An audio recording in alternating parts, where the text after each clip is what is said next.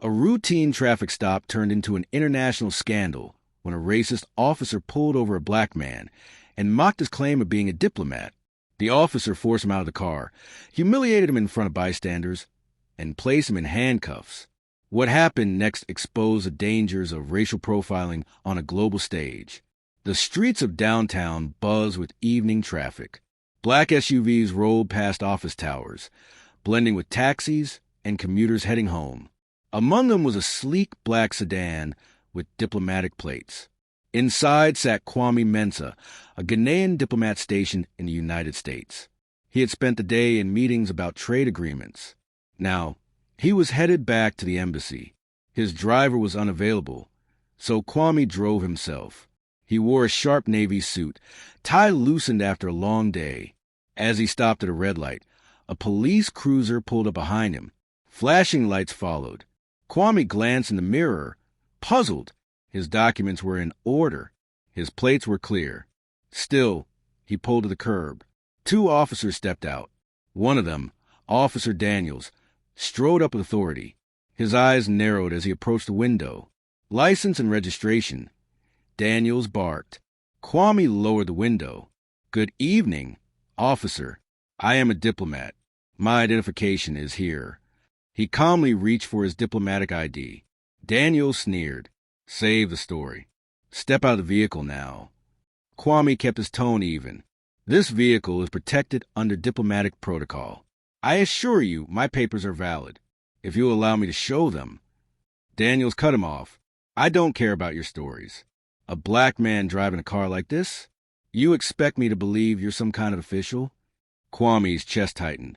His hands remained on the wheel. Around them, pedestrians slowed to watch. Some took out their phones. The second officer shifted uneasily. Daniels, the plates are diplomatic. Maybe we should. Daniels raised his hand. Quiet. He's stalling. Out of the car. Kwame exhaled slowly. He knew escalation was dangerous. He unlocked the door and stepped out, raising his hands.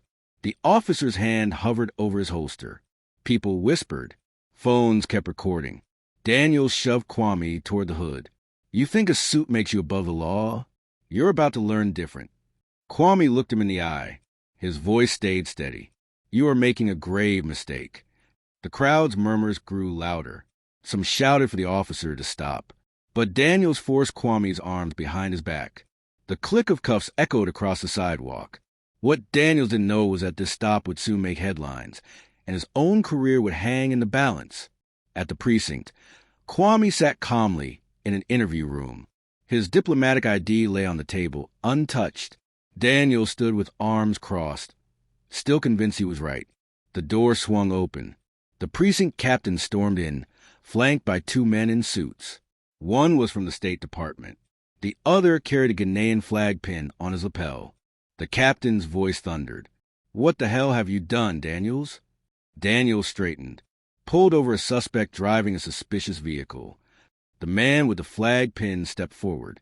That suspect is Minister Kwame Mensah. He is an accredited diplomat of the Republic of Ghana.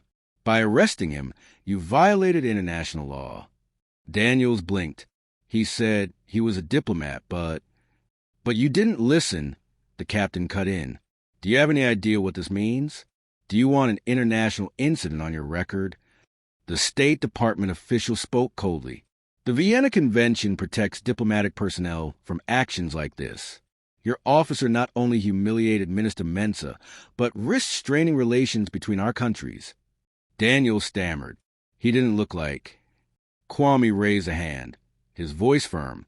Say it plainly. I didn't look like what you think a diplomat should look like. The room fell silent. Kwame continued. You saw a black man in a car and decided he didn't belong. You ignored my identification. You ignored the law. You put your prejudice above your duty. The captain's face darkened. He turned to Daniels. You're suspended pending investigation. Get out. Daniels' partner lowered his head, ashamed, and followed him out. The State Department official turned to Kwame. On behalf of this country, we apologize. Steps will be taken. Kwame adjusted his cuffs. His calm never wavered. Respect cannot depend on skin color. If a uniformed blind demand the truth, he does not deserve to wear it. That night, the story broke worldwide. Videos from the street spread online. Headlines read, "Diplomat wrongfully arrested in racial profiling incident." At the Ghanaian embassy, Kwame addressed the press. "This is bigger than me. It is about every person judged before being heard, every worker, every traveler, every black man who is told he does not belong. Change will not come from silence. It will come from accountability." The moral was unmistakable. Power without respect is dangerous. Prejudice blinds. And truth always comes out. If you believe every person deserves respect, subscribe to this channel. Hit the notification bell to stay updated on stories that reveal truth and expose injustice. Like, share, and comment to spread awareness.